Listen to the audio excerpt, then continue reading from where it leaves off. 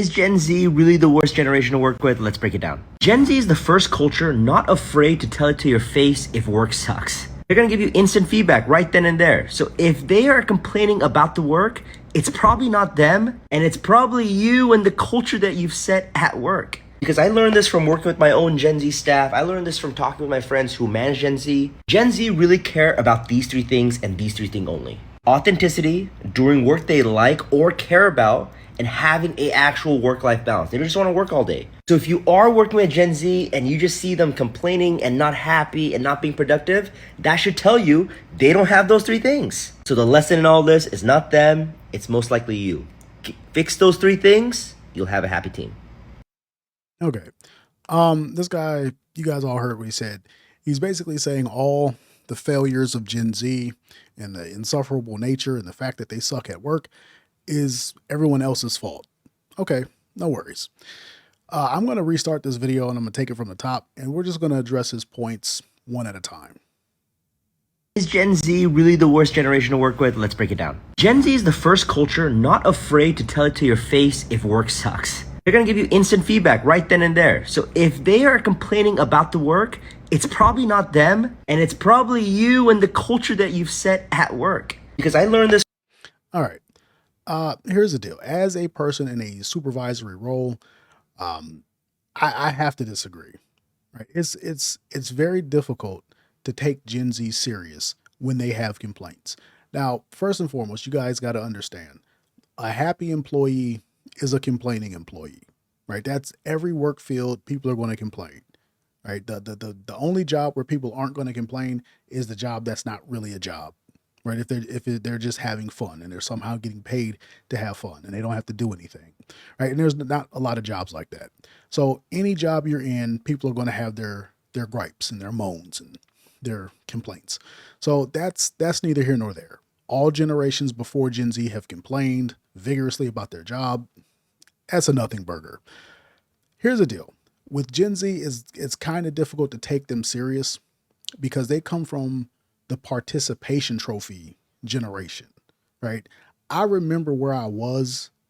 I remember like everything about that day when I found out what a participation trophy was. It was, for me, I don't know when the actual phrase entered the American lexicon, but it was, for me, it was 2008. I heard the discussion on radio talk show when I was at work in the Navy. They were talking about participation trophies, and it was a weird discussion. I thought it was something that was going to be destructive and corrosive to kids. And all these years later, we see what it turned into. We watched from 2008, at least myself, I watched Generation Z go from participation trophies in, let's say, kindergarten and grade school because they sucked at sports, right? They sucked at sports and they didn't know how to cope with being, left out. They didn't know how to cope with getting picked on because they didn't do well. That nobody was there to tell them to do better, to work harder, to strive for more, and to cherish victories and whatnot. Like everything that builds a competent person, and especially in the field of sports and performance, nobody was there to tell them anything and guide them. So they got participation trophies to deal with their stress of sucking at sports or whatever they were participating in. So we saw that. Then we saw them get to high school. And in high school, they needed safe spaces, right? We saw Gen Z need a safe space. We didn't know what that was, right? And then people told us, oh, a safe space is, just a space where people can say what they want and feel how they want and express themselves and blah, blah, blah. So you guys needed safe spaces to be safe from people having differing opinions and whatnot, right? So we saw that happen in high school around 2012. And then from about 2014, 15 on, we started watching all these kids on college campuses freak out when people come to campus and they have debates or they have speeches and they don't agree with what the kids think, right? We saw this at Harvard and Yale and Princeton and all that. This got really, really hot and heated during Trump's first presidency, right? We all saw this. We all watched it happen. We all watched the participation trophy generation coalesce with the safe space kids And we watch them all go to college and not be able to cope with a person who has a differing point of view on an American college campus where free speech is always green lit, right? Like we watch this. So when those people get into the workforce and they start saying that work sucks and the work culture sucks, it's almost impossible to take you serious because we know you're a defective product already. Like, yes, I'll admit, millennials broke you. Like, millennials probably were the ones who were introducing all this corrosive thought, right? It was probably, I'm not going to speculate as to what demographics, right? But I'll say millennials introduced all these corrosive thoughts to Gen Z, but no one cares why you are broken and unproductive. They only care that you are broken and unproductive, right? No one cares who broke you. They just care that you're broken. So for me, I have to disagree. If millennials are all messed up and they're complaining at work, it's not the culture I set. It's the fact that I objectively know that you're weak and you're feeble mentally and emotionally because I watched you grow up and I watched the weak, feeble mentality take root and I watched how it manifests and I watched the different buzzwords that were introduced into the American lexicon. So I can't really agree with that, but let's move on. From working with my own Gen Z staff, I learned this from talking with my friends who manage Gen Z. Gen Z really care about these three things and these three things only: authenticity. Okay, when you say authenticity, what exactly does that mean? Do you mean like authenticity from the standpoint of the company and or corporation you're working for? Because a company or corporation is only going to be authentic to the almighty dollar, right? They have shareholders that they are duty bound and beholden to from a legal standpoint to get as much money as they can. So if you're working at Nike, Nike is going to be whatever they have to be whenever they have to be it to maximize profits for their shareholders. That's how that's going to work. So I don't know if he's talking about company authenticity or being authentic unto themselves as a worker. Like perhaps he's talking about like the people who work at the Apple store. These people like to express themselves in a multitude of ways. They got the colorful hair and they got the tattoos and all of this and all of that. And they got their pronouns and stuff like that. And everybody can kind of express themselves from that regard.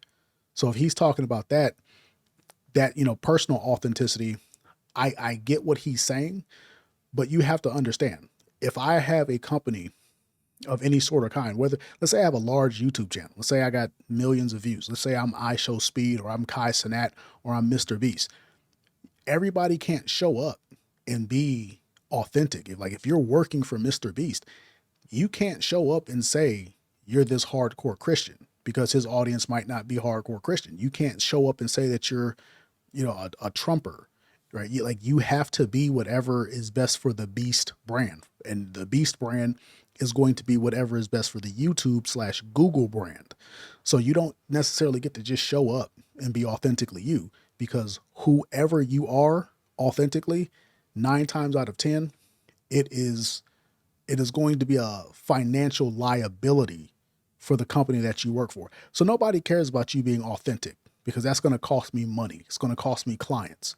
So once again, got to disagree.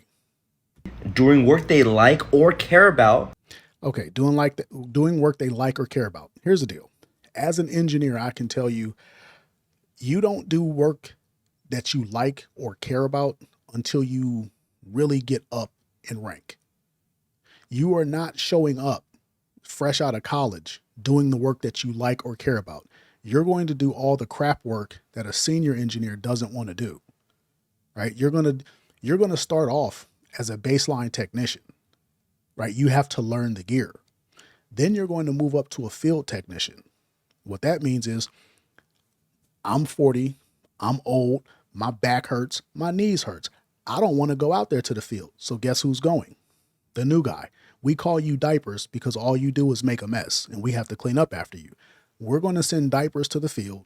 And then if he messes up, they'll give us a call and we'll send him back out there. And then one of us will come with him, but you're going out there first, right? That's how that works. You're the junior guy, and you might be the junior guy from anywhere from 5 to 8 years. Realistically, it's like 3 to 5 years, But if we don't hire anybody, which that's an old school thing now, we pretty much hire people all the time. You're going to be the junior guy until we get somebody new. So doing the work that you like or care about, that's reserved for the person who has tenure. That's reserved for the subject matter expert. That's reserved for the person who has climbed the ladder, both as a technician and as a manager. And that person can be trusted in pretty much everything. That person knows all the higher ups. That person has, like he has great rapport with all of our clients, and they trust him. They know him on a first name basis, right? They know they have this man's personal number. He's going to get the jobs. He's going to get the projects that he likes and cares about. And you might work on them, but you're not going to do the fun stuff, right? You're not going to do anything meaningful. Like that's a basic byproduct of seniority. You're not showing up out of college. You're not showing up straight out of college and getting all the cool assignments. Everybody has a college degree. Everybody is competent for the job. That's why you got hired. So we don't really care about what you like or what you want. That shouldn't even be a point of contention. Like you should know that you have to start from the bottom. So I got to disagree. And having a actual work-life balance. They don't just Okay. want to work all day. So if you Okay. Work-life balance. I don't know anybody who's successful that has work-life balance. If you want to be successful, and keep in mind, in today's day and age with our economy just completely falling apart, the idea of work-life balance should not even be in your vocabulary, right? Realistically speaking, work-life balance might look something like 80-20.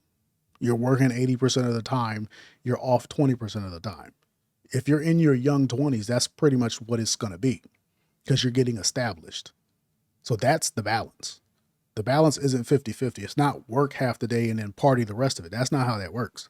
And Gen Z doesn't get that because Gen Z has a lot of distractions that other generations didn't have. They got their cell phones and everything that's on that. They got all kinds of video games and all kinds of online stuff. And they got all kinds of shows they want to stream. And they got all kinds of concerts they want to go to. There's a lot for them to experience in life. And the problem is no other generation was this overstimulated. Gen Z is very much overstimulated. They have too much going on. They're spoiled for choice. They're spoiled for options in terms of what they're going to do with their day or what they could do, right? And I'm not saying that's a bad thing. It's just you can't indulge in it all, right? So this idea of work-life balance, do you want to be successful or not? If you want to be successful, the price of success is going to be your time. You're not going to just have time to do whatever, right? And obviously in today's day and age, wages are not keeping up with inflation, but that's for everybody across the board. So you're going to be working more just regardless of the fact, right? So I'm not just trying to just crap on people. Everybody is hurting in terms of the wages. But if you really want to be successful, ain't no work-life balance. That's just how it is. So are working with Gen Z and you just see them complaining and not happy and it's not my job to make you happy. I don't care if you're happy. I would, as a manager, I will never do a single thing to make you happy. Happiness comes from yourself. I'm not even realistically, right? When I was making relationship content, I would tell you happiness comes from within yourself. I'll do what's necessary to make you content, but I can't make you happy because that's you. I'm not even going to do it as a manager. I'm not even going to do what's necessary to make you content. I don't care if you're content. I care if you do the job. Now, I'm not going to be like a slave driver, but like, it's like what should make a worker content is relative, right? Everybody wants as much as they can possibly get. So I don't know what's going to make you content, right? I don't know what's going to make you content. And I certainly don't know what's going to make you happy. And I don't care, right? Making you happy is the last thing that I want to do. Because it's just not my job. And that's just a very unprofessional thing to try to strive for. My job should be making me happy. Like what are we, kids? But see, that brings us back to the whole participation trophy. Gen Z doesn't have any idea of how to deal with stress because they never had to. They just cried about it and somebody handled it. Helicopter parents, which millennials, right? The millennials broke Gen Z. But no one, like I said, no one cares why you're broke. They just care that you're broke. And keep in mind, this is not all Gen Z. I know some awesome Gen Zs. I work with some awesome Gen Zs. They are tip top. They outperform everyone, right? So that I'm not saying it's all of them. I do know some guys who are just ice cold. It just cannot be beat. So I have to disagree with this guy coming into the job thinking that you're supposed to be content, you're supposed to be happy, and everything's supposed to just be peaches and cream and all that. No, absolutely not. Not being productive, that should tell you they don't have those three things. So the lesson in all this is not them, it's most likely you. It's not. That's entitlement.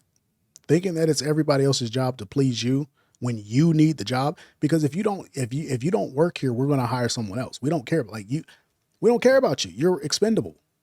Everyone's expendable. No one's that important. We've had people die on the job. You know what we did? Hired someone else. We had people who working in their 60s, heart attack, out in the field. You know what we did? We went out there and said, hey, we need another senior manager. We need a senior engineer with at least 15 years of experience and a doctorate in computer programming or computer engineering. You're going to be replaced. You ain't that special, right? That's just the cold hard facts. But Gen Z can't hear that because they need a safe space. Fix those three things, you'll have a happy team. I ain't fixing nothing, and I don't care if you're happy. You need a job. The economy is collapsing. Now what? Like this seems cold hearted and it seems ruthless, but that's just the facts of the matter. Like, who cares if you're happy? You need a job, right? I don't want to be glib about this, but like I said, I just have a hard time taking Gen Z serious, knowing what kind of cloth they're cut from, knowing, what they come from, participation trophies and safe spaces and, canceling people at their college because, they think harmful speech, all of that. So I am extremely biased. I am more hard-nosed than most. I did a lot of time in the military. So I could be wrong, but that's why we have these discussions. Let me know what you guys think. Hop in the comments and let's get it going because I'm pretty sure that most of Gen Z is going to disagree with me. And I'm curious to see what you guys have to say. So let me know and I'll get back at you on the next one. Peace.